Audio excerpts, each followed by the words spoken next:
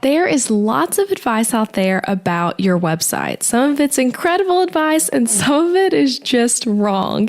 And today I'm sharing 4 common website design tips and pieces of advice that I hear people say that are straight up incorrect. So I want to make sure you're not making these mistakes so we can keep your online presence in tip-top shape. So if you are ready to do that, ready to not take this bad advice, then let's dive in.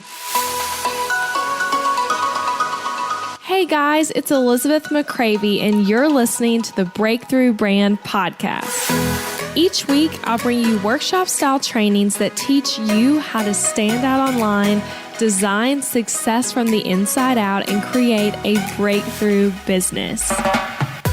It's time to turn viewers into raving fans and design the business and life of your dreams.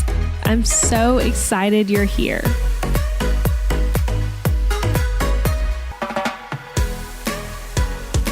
Hey guys, I'm so excited to dive into this episode with you. It is a fun one. But first, let me just say before we get started, if you need a new website, I have exciting news. I'm launching a new collection of website templates this month, and I want you to check them out and shop them when they go live. So the new templates launch September 23rd, and it feels so surreal to me to say that date because I've been so excited about this for a long time now. So they launch September 23rd, and you can get on the launch list at elizabethmccravey.com/launch or click that link in the show notes. And there are going to be 4 new templates, and they're seriously so fun.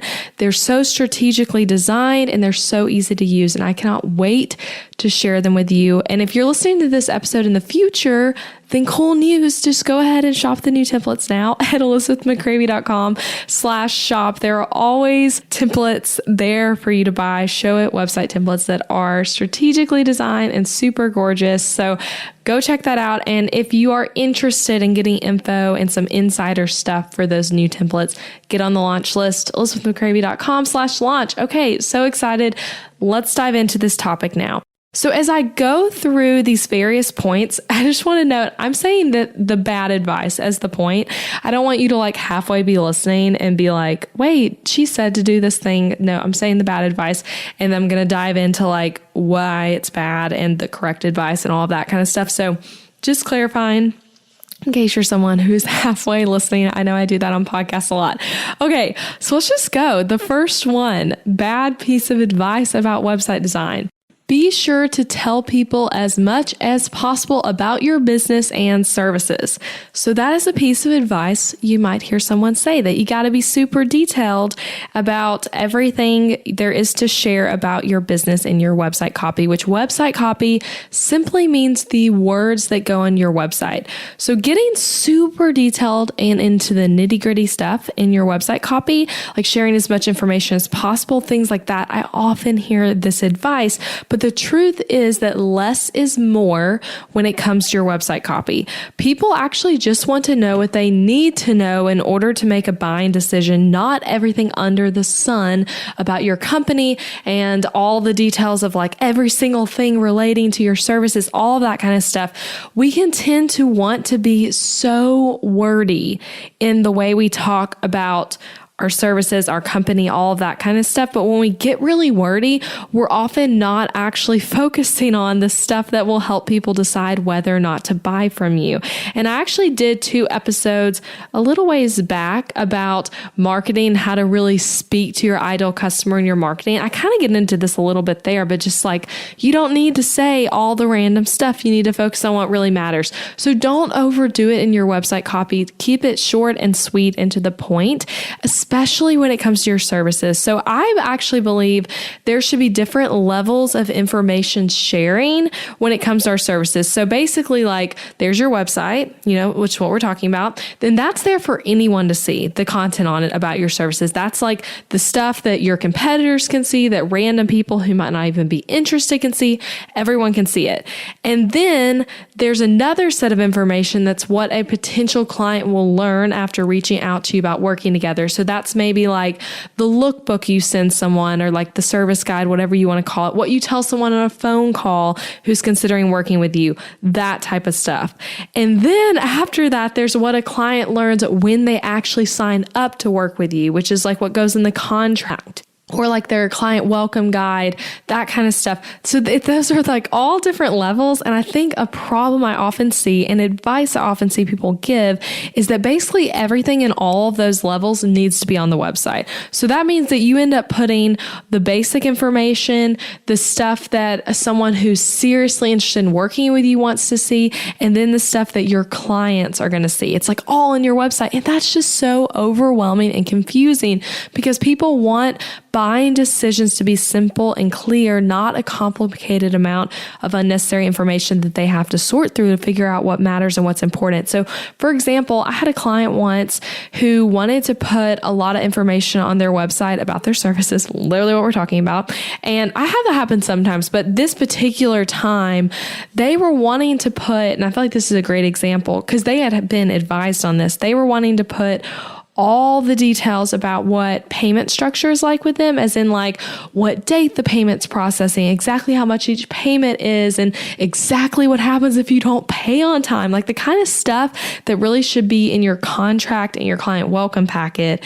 And then they also were wanting to put things like all of the like super details of the 5 different packages they were offering. It's like, we might not even want to tell that you have 5 packages on your website. Honestly, like that can be a good thing for someone to learn when they reach out to you for more info. So it's just, that's a common thing I see of people wanting to really put it all out there when they should hold some stuff back for those later conversations with people who are more serious. So here are some fast tips for cutting out unnecessary content and making your content more readable. First thing, when relevant, use a list, not paragraph formatting for what you're writing. Divide up paragraphs with headers, call out text and images, things of that nature to make reading more exciting.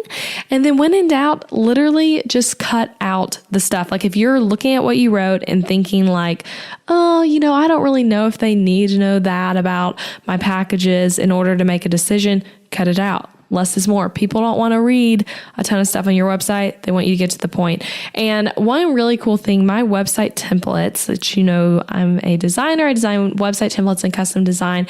And the website templates I sell really set you up well for this because they're not set up really to allow you to be wordy and just type out paragraph after paragraph of text. So if you're like, this is something you feel like you struggle with in your copywriting, definitely check out this shop because with the templates, you actually won't even need to think about or worry about this mistake as much because the templates are actually going to kind of prevent you from being too wordy and from not using lists and from like just too many paragraphs, like all of that kind of stuff. Like they're set up to prevent you from that. So anyway, when you hear this advice of telling as much as possible on your website, bad advice. Don't do it. Keep it short and sweet. Okay, bad advice piece number 2. You should create your website for your own taste. So this is a common belief, I think, and a piece of advice, but even more so than that, it could also be clarified, just be called a belief. And it's tough because this belief happens when we don't even realize it's happening.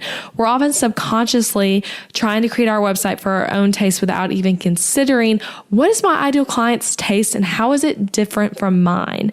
And as a designer, I actually have to remind my clients of this often, that it's not a website for your taste and style, it's for your ideal client's taste and style.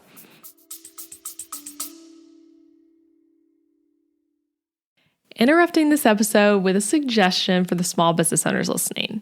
Ever wonder what you should do for healthcare when you and your spouse are both self-employed, so there's no work-provided health insurance to participate in? Well, when my husband Adam joined me in the entrepreneurial job space over 4 years ago, we joined Christian Healthcare Ministries instead of getting traditional health insurance. And it was the best decision for us, especially in these years of growing and raising a family while also running multiple businesses. CHM is a health cost-sharing ministry and is a faith-based alternative to health insurance. We did tons of research before choosing CHM, and if you know me and Adam, you know we are all about doing the math when making big or small financial decisions. And even though it's not insurance, CHM shares 100% of eligible medical bills, which is more than the typical 70 or 80% of medical bills paid for by insurance companies. All sharing is determined by the CHM guidelines, which you can check out before and after joining. And for the mamas and mamas to be listening, you truly cannot find a better healthcare option for maternity care. I had a vaginal delivery and a C-section and birth center care and hospital care between my 2 pregnancies and births, and it was all 100% shared for. And outside of birth, we've had our share of emergency room visits and procedures as a family, and those costs were all shared by members at Christian Healthcare Ministries, leaving us only paying our monthly contribution. CHM is less expensive month to month than insurance, and because there's no network, you can choose your care with whichever providers best fit your family. I seriously just cannot recommend Christian Healthcare Ministries enough. You've got to check them out. Go to elizabethmccravy.com/CHM for more information. Also putting that link in the show notes, elizabethmccravy.com/CHM. Now back to the episode.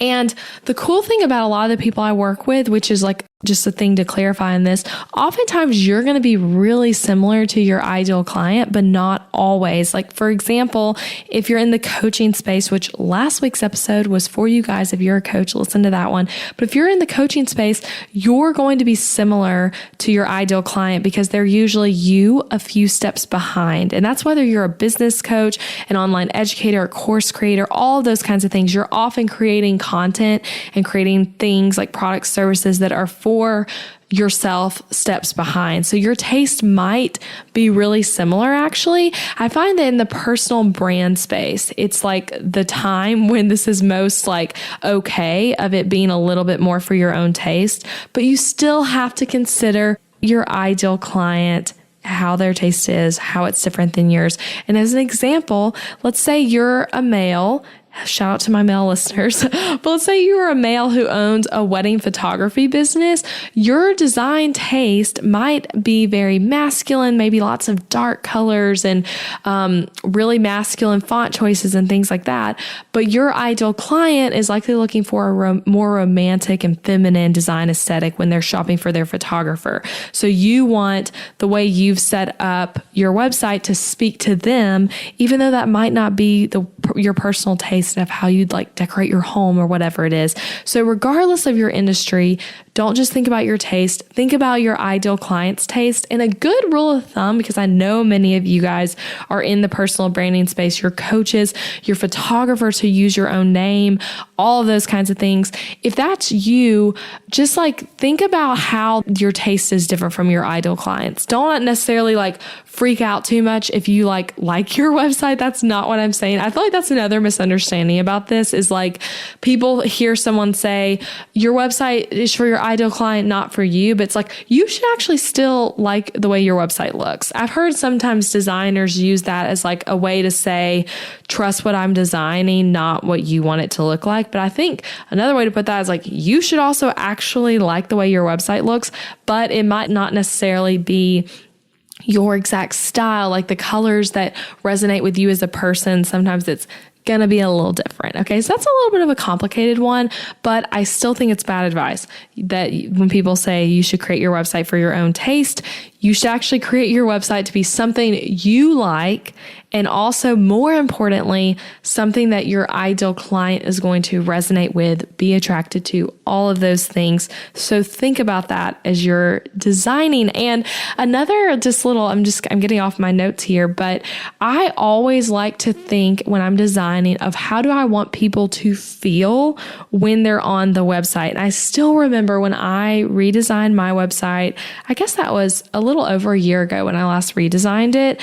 I put a lot of emphasis into thinking about the feeling I want people to feel on the site, which is so much less about taste and things of that nature, which for me, I would actually say that my ideal client does have really similar design taste and aesthetic to me. But thinking about like what feeling do I want people to have when they're on my website is a better question than like, does this resonate with my own taste? So anyway, little tangent there, but that's number 2, saying that you should create your website for your own taste only. All right, bad piece of advice number 3. It has to be a huge investment of both time and money to get a new website.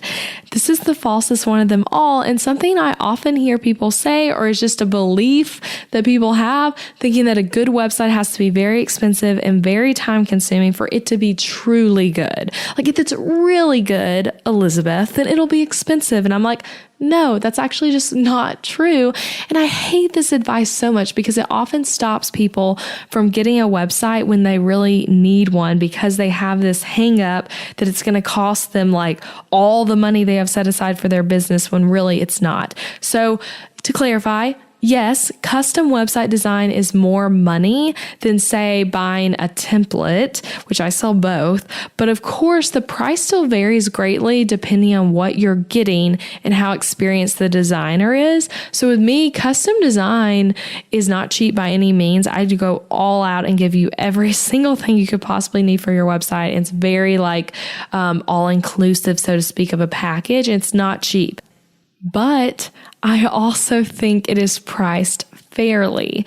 And I also don't think that what I'm offering is right for everyone in custom design. I don't think custom design is right for everyone. I've talked about this a couple random times on the podcast, and I think this is false advice I hear a lot too, that kind of goes into this one, the idea that you have to do custom design if you want a good website, and it has to be expensive. It has to take a long time to complete, and it's like custom or bust. And I've said this before, but I think in most cases, people should start out with a website template. Like when your business is brand new, you should start out with a template. And then after your first website, possibly still using a template.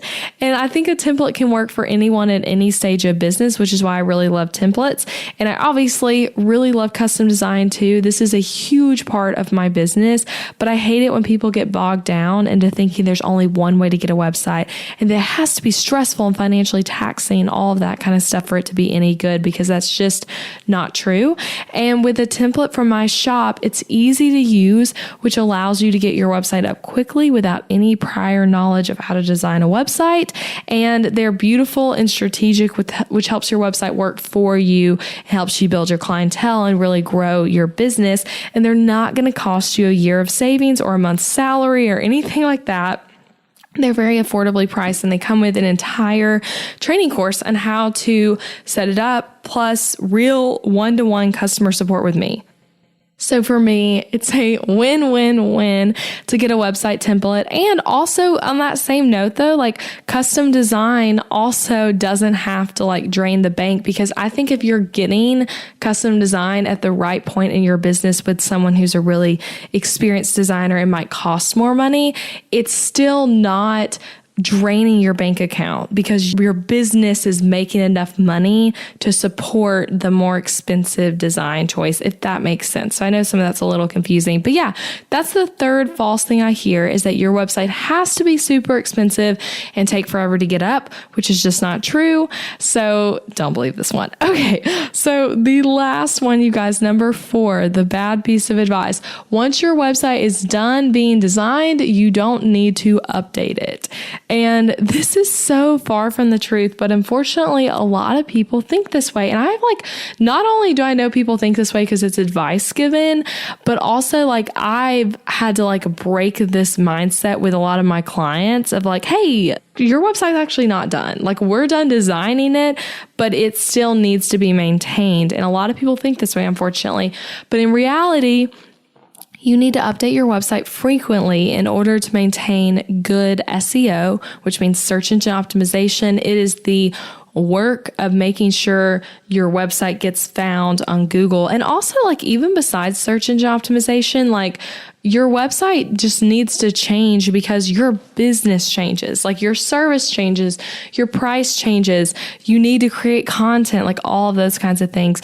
And to go back to the SEO topic, because I love talking about SEO, I need to do a podcast about that. In my training course for my templates though, there's a lot of good trainings on SEO. So that's kind of where I put all my SEO energy right now, but I'll do a podcast episode about it at some point. But just to kind of like talk about this SEO thing a little, but by updating your website, you're telling search engines, hey, I have new content that you can add to your search results. Come check me out. It's good stuff. Like, just imagine yourself being a little like just tapping on a search engine's shoulder and saying that. Like, that's literally what you're doing when you create new content. And when you get a website design and then you just leave it to rot because it's beautiful and strategic and all those things, but you're just like, it's done, I'm just going to leave it. Search engines are going to see your website as dead content, and your content's going to be less likely to rank in search results. So you need to update your website frequently. And the best way to update it frequently is with regular content creation, such as blogging, podcasting, YouTube, whatever, just creating content. And even more specifically than content, you want to create content that people are actually searching for and would want to read about. That way, people search for a topic, you show up because your content is relevant to what they search for, and you're set up to rank well in search engines, and then people read your stuff and they book you and buy from you and all those things. So like I said, in my course, you receive, when you buy a template, you get some awesome trainings on this. I give you a training on blogging SEO and SEO for your main website on Showit, and also how to index your site with Google. There's a training on that, and how to set up Google Search Console. And if all those tools sound like so confusing, of like, what is indexing your site with Google? It's a really important way to really work on your SEO and kind of tell Google like what pages are on your site and things like that. And Google Search Console is the way you do that. It's an awesome free tool that really helps you like get found on Google, specifically as a search engine. Google Search Console is one that has quickly become this year actually one of like my favorite tools for content creation, of thinking about like what stuff I want to like rank for in Google and what things people are searching for and that kind of stuff. So anyway, there are trainings on all of that, and all those tools are going to help you get found more in search engines. And you guys, I know social media is a great lead generator and hopefully always will be. I even have a podcast episode about how to get clients on Instagram. Like, it is awesome. But sometimes I think we don't put enough emphasis on the power of getting found with search engines, because it's so much more fun to talk about how to get found on Instagram than how to get found on Google. And so it also is like easier technically. But for my business, and specifically like actual sales that come in my business, Google is a huge lead generator. And I know that from my analytics and Google Search Console and all of that, showing me like what searches I rank for when people are clicking and all of that kind of stuff. And I just love seeing that. It's awesome. So don't forget about the power of SEO and of updating your website in general to help you book clients. Like, posting them more often on Instagram is really great too. And it's fun and flashy, but also just creating content on your website in the form of a blog or some other kind of content creation is a huge way to make sure you're getting found on Google. And if you're a template buyer, you guys who are already in the template family, go check out those trainings in the course on SEO. If you're thinking about buying one, you want to watch those as soon as you get in. The one on blogging SEO is a 30-minute long training. I even have like a PowerPoint I'm sharing with you, like teaching you the ins and outs of SEO and all of that. And they really are a game changer. I even had my assistant watch them to kind of tell her a little bit more about SEO and all of that kind of stuff. So anyway, that is number 4, that once it's done, you don't need to update it, which is just so not true. You need to update your website frequently. So to recap those 4 worst pieces of website design advice, and by the way, I could come up with even more than this. I was trying to think of some of the like more common ones I've heard recently, but even as like we've been walking through this, I feel like I've thought of other ones. But those 4 things: tell people as much as possible about your business and services. False. You should create your website for your own taste. False. It has to be a huge investment of both time and money. False. Once it's done, you don't need to update it. Also false. So those were the 4 things. And I hope this was helpful to give you some clarity on like stuff you might have heard people say that just isn't correct. And to close us out, I actually have a quote that, funny enough, could have been another point on here. So I might make a little point with it as I read this to you. But the quote is from Cameron Mall. And he says, "What separates design from art is that design is meant to be functional."